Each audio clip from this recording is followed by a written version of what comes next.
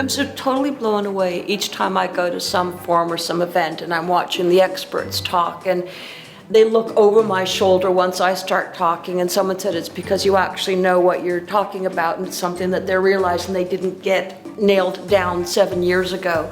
When I found out that Orphan Works is a 7-year-old conversation, and these legislators and lawyers have been talking about how to remove our rights, and it hasn't been a global conversation, absolutely challenged me to step up and start addressing this on my own, and realizing each time I speak, I sit there, I write notes, I really nail exactly what I'm going to say, and I'm not a good speaker off the cuff, but when I nail it, it's tight and to the point, and they always go, good point, I never thought of it that way. I mean, with identity theft, imagine having a conversation with someone from State Department, and you go, human trafficking is what I would call identity theft online, and they look at you and they go, well, it meets all the qualifications, and they go, okay, and you list the qualifications, they go, I never thought of it that way, and I go, well, you should have, because that's what it is. When I tell people that their lives are being sold and algorithmed and are gathered and algorithmed by people over in Europe, they have no clue that their identity is being gathered there. And I say, back off the NSA. Why aren't you worried about the private company that owns the internet, that runs the internet? Why are you so worried about this one little government function who actually is trying to get our information from these companies that won't let it go?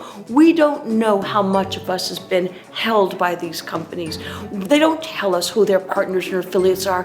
Can you imagine that there's a company called 123people.com that is based in France, I think it is, I tracked it down to. And there's Yatato that's elsewhere in Europe. These are European companies that are gathering our data and trying to predict who we are, where we're going, and what we're going to do next. But the funniest thing was this tweet I sent out. I'm so proud of it, where I said to people, you want to mess with an algorithm? Go there and click. Don't buy anything. Go back another time and click. Don't buy anything.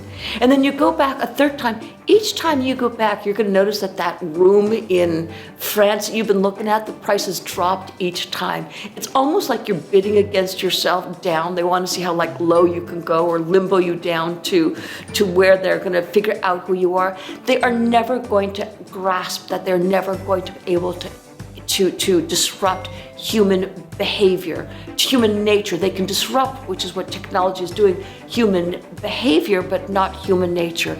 And human nature is you're coming onto your website every day, and the first thing that greets you is the same ad that was there the day before, the day before, the day before. And this is something that you actually decided not to get, but bought the service elsewhere.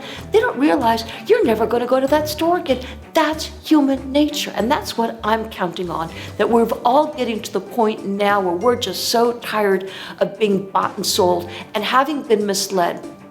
Data Privacy Day, the Pew Research Center did this event with a panel, and Facebook's CIO, cute alphabet soup, Chief Information Officer or Chief Internet Officer was there.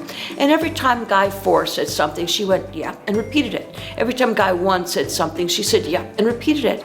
Well, they had a Q&A at the end, and of course my hand went up in the air, and I got up with my notes written out tight to the point of what I wanted to say, which was, it is very bold of you on Data Privacy Day for you to stand up here and talk to a group of people, especially in light of what Facebook has done, which is a private company not being forthright and honest with consumers, that you are taking us to the point you want us to go to, which is making us your profit model. You gathered, you sold, and you held people's informations, emails, texts, family pictures, and then one day you went, stop, it's not yours, it's ours.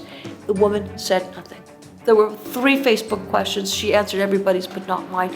And that's who I've become in all of this, is the one to say, stop, keep your hands off our copyrights.